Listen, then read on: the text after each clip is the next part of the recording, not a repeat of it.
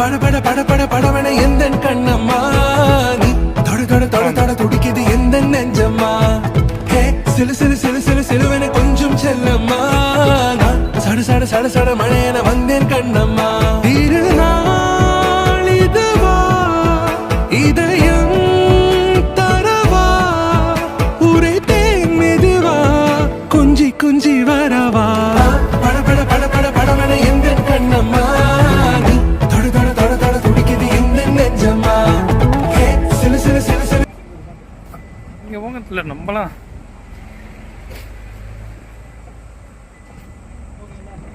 அப்படியே யூட்டன் போடுங்க.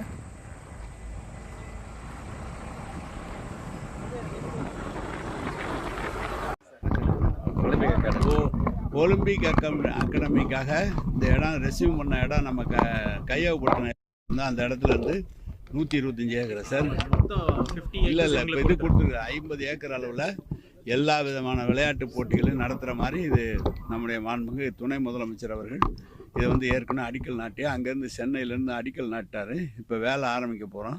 ஃபார்மலாக இந்த மக்களுக்கு தெரியணும் அப்படிங்கிறதுக்காக இன்றைக்கி நாங்கள் மறுபடியும் செஞ்சுருக்கோம். நீங்கள் அந்த இதில் பார்த்தீங்கன்னா தெரியும் ஃபஸ்ட்டு ஃபேஸில் என்னென்ன செய்கிறோம், செகண்ட் ஃபேஸில் என்னென்ன செய்கிறோம் அப்படின்னு மொத்தம் 18 மாத காலத்துக்குள்ளாக இந்த வேலை முடித்து எல்லா இடத்துக்கும் எல்லா விளையாட்டு போட்டி வீரர்களும் கலந்து கொள்கிற அளவுக்கு இந்த இடம் தயாரிக்கப்பட்டு விடும்.